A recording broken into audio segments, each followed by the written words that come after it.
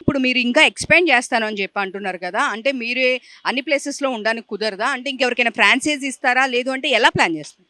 Franchise ఇస్తే నాలా చేయలేరండి. నాలా చేయలేరంటే నేను గొప్పవాడినని కాదు అక్కడ అర్థం.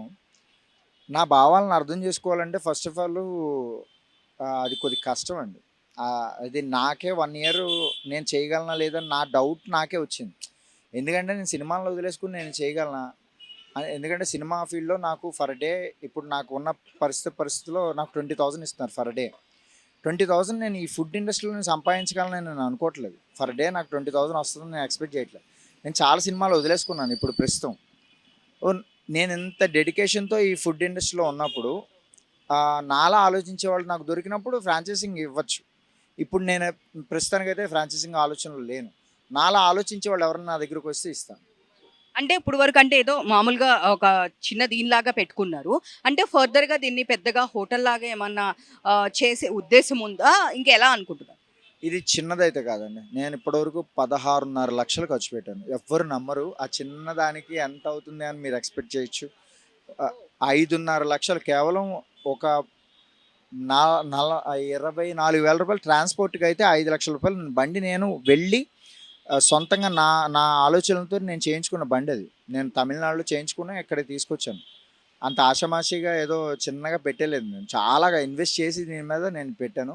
అండ్ ఇప్పుడు మీరు చూస్తున్న ఏదైతే ఎక్విప్‌మెంట్ ఉందో మన దోస ఇవి కానీ అవన్నీ కూడా ఒక్కొక్కటి 40,000 అవి. చిన్న చిన్న ఏదో చిన్నది కాదది. చిన్నది అయితే కాదిది. చిన్నగా స్టార్ట్ చేశాను. కానీ ఇది చిన్నది కాదు. సో, ఇన్వెస్ట్‌మెంట్ మొత్తం ఎంతయింది? 16.5 పైన అయిపోయిందండి. ఇంకా అవుతూనే ఉంది రోజు రోజుకి. ఇప్పుడు ఇప్పుడు ఒక 1000 లీటర్లు వాటరు ట్యాంకరే తెప్పించాను నేను.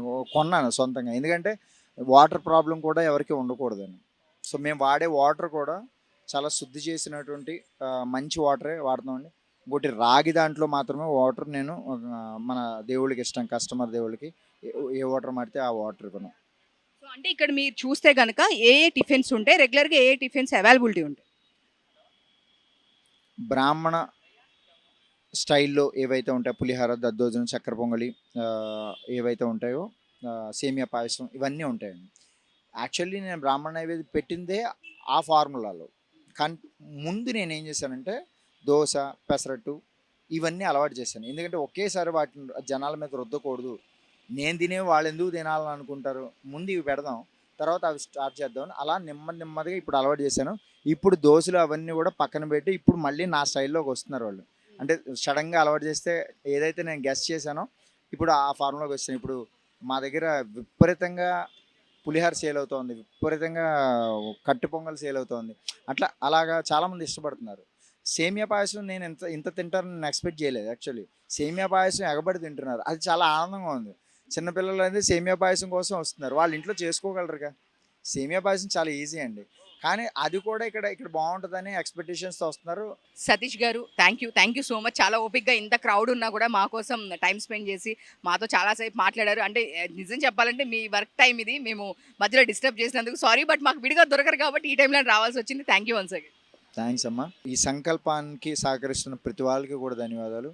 మీకు కూడా చాలా ధన్యవాదాలు. ఆంధ్రప్రభ నాకు పేపర్‌గా తెలుసు. నా చిన్నప్పుడు చదివాను. మీరు డిజిటల్ రంగంలో కూడా ఉన్నారని నాకు ఈరోజే తెలిసింది. నేను చాలా హ్యాపీగా ఉంది. చాలా సంతోషం అమ్మా. మంచిని ప్రమోట్ చేయండి. మీకు ధన్యవాదాలు. సో, నా కోసం కూడా తీసుకొచ్చారు. డెఫినిట్‌గా నేను టేస్ట్ చూస్తాను. సో, మీరు ఎక్కువ కష్టపడకండి. మైక్ నేను పట్టుకుంటాను. మీరు తిని చెప్పండి. Thank you. ఇది పొంగలమ్మా. ఓకే. ఇది ఉప్మా. ఇది పులిహోర. 3 ఒకే దాంట్లో ఇచ్చా. ఫస్ట్ ఆస్వాదించండి. దాని తర్వాత రివ్యూ ఇవ్వండి. ముందు ఆస్వాదించండి. ఓకే. 3 తినిన తర్వాత చెప్పండి. బాగోకపోతే 100% చెప్పే రైట్ మీకు ఉంది. ఏదో మీరు వీడియో తీస్తున్నారు కదా అని అబద్ధం చెప్పాల్సిన అవసరం లేదు. అంటే మీరు అబద్ధం చెప్పరు అది వేరే విషయం. నేనేమనుకుంటానంటే జెన్యూన్‌గా చెప్పాలి నాకు. ఎందుకంటే నా ఫీడ్‌బ్యాక్ తెలిస్తేనే నా తప్పులు ఏవైతే ఉన్నాయో తెలిస్తేనే నేను సరి చేసుకోగలను. ఎందుకంటే మన అమ్మను కూడా మనం చాలా సార్లు నీకు వంట రాదమ్మా అని అంటాం. అలాంటిది నేనెవరినో బయట వాడిని. నేను కరెక్ట్‌గా చేస్తానని నేనైతే అనుకోవట్లేదు. నేను ప్రయత్నంలో ఉన్నాను. సో, అందుకని అన్నీ పర్ఫెక్ట్‌గా చేయలేకపోవచ్చును. ఒకటి బాగోచ్చు, ఒకటి బాగోకపోవచ్చు. ఓ దాంట్లో ఉప్పు ఎక్కువ ఉండొచ్చు, ఓ దాంట్లో ఉప్పు తక్కువ ఉండొచ్చు. రుచి బాగోపోతే బాగోలేదని, బాగుంటే బాగుందని చెప్పండి. సీరియస్లీ చాలా బాగుంది. ఎస్పెషల్లీ పొంగల్. మీరు చెప్పినప్పుడు నేను పులిహోర అన్నప్పుడు లేదు మీరు పొంగల్ ట్రై చేయమన్నారు. సీరియస్లీ పొంగల్ చాలా బాగుంది. అండ్ ఉప్మా కూడా చాలా అంటే చాలా బాగుంది సీరియస్‌గా. అంటే నిజంగానే వీడియో కోసం అని కాదండి. మొత్తం అంతా నెయ్యి స్మెల్ వస్తుంది. మేము ఏంటంటే అండి, నాకు ఫస్ట్‌లో భయమేసింది. ఎందుకంటే అనొచ్చో అనకూడదో తెలీదు కానీ పెద్ద పెద్ద సంస్థల్లోనే నెయ్యి అనేది కల్తీ అవుతుందని విన్నప్పుడు బాధ అనిపించింది. ఏడుపు కూడా వచ్చింది. ఏంట్రా ఇంత కల్తీ ప్రపంచంలో బతుకుతున్నాం. అసలు అది ఎంతమంది చిన్నపిల్లలు తింటారు, ఎంతమంది వృద్ధులు తింటారు. ఫుడ్ అంటే ఇష్టంగా మనం తినేటువంటి ఒక వస్తువు మీద ఇంత కల్తీ, ఎంత ద్వేషమా? ఫుడ్‌ని మనం ద్వేషించినట్టే కదా! మనం దాన్ని కల్తీ చేయడం అంటే ఏంటండి? అది ఎంతమంది ప్రాణాలను హరించేటువంటి స్థాయికి మనం డబ్బుల కోసం వెళ్ళిపోతున్నామని బాధేసింది. ఇందులో కూడా నెయ్యి వాడాలంటే ఏం వాడాలి? ఏ కంపెనీ వాడాలని చాలా రీసెర్చ్ చేశాను నేను. హ్మ్. ఏదో ఊరికే ఏదో నెయ్యి ప్యాకెట్ దొరికింది కదా అని వేయడం కాదండి. అందులో కూడా కంపెనీలో ఏది స్టాండర్డ్స్ వాళ్ళు మెయింటైన్ చేస్తున్నారు, ఆ నెయ్యి వేస్తే బెస్ట్ అనేది ఆలోచించి మేము ఈ ఓన్లీ ఆ పొంగల్లో 2 కేజీల నెయ్యి పడుతుందండి. అబ్బా! 2 కేజీలు అంటే మీరు ఒక కేజీ రూ. 1000 వేసుకోండి. 2 కేజీలు అంటే రూ. 2000. అయినా కూడా మేము స్టాండర్డ్స్ మెయింటైన్ చేయాలి, రుచిగా ఇవ్వాలనేటువంటి ఇందులో మిగలడం అనేది పక్కన పెట్టండి. ముందు జనాలు నేను ట్యాగ్‌లైన్ ఉంటది మాది. కడుపు నిండుగా అని. అంటే వచ్చిన వాళ్ళు హెల్తీగా కడుపు నిండుగా తిని వెళ్ళాలండి. సో, అదే మన సిద్ధాంతం బ్రాహ్మణ నైవేద్యం. సో అంటే ఇది కాస్ట్ ఎంతెంత ఉంటుంది? ఏంటి అంటే ఏం చెప్తారు? ఇది రూ. 50 అమ్మా. అది రూ. 50, ఇది రూ. 50. పులిహోర రూ. 50, ఉప్మా రూ. 50, పొంగల్ రూ. 50. అన్నీ కూడా నార్మల్ రేట్లు పెట్టాం. ఎందుకంటే పని చేసుకునేటువంటి వాళ్ళు తినే ఇదిలో కూడా ఉండాలి. సో, అందుకని.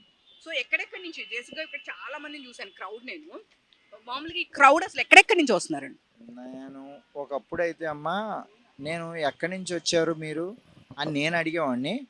మీది ఏ ఊరని వాళ్ళు అడిగేవారు.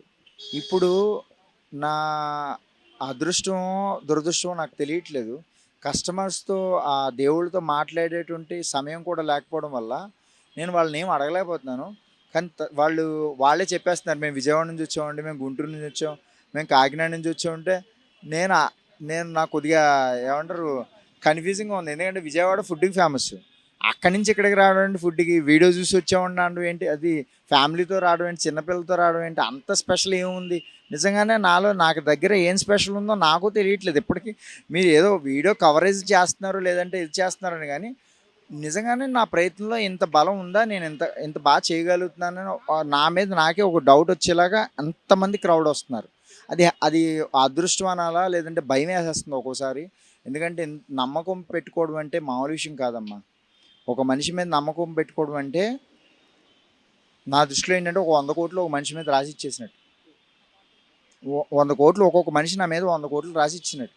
ఎందుకంటే ఈ రోజుల్లో మనిషిని నమ్మడం అసంభవం అయిపోయింది.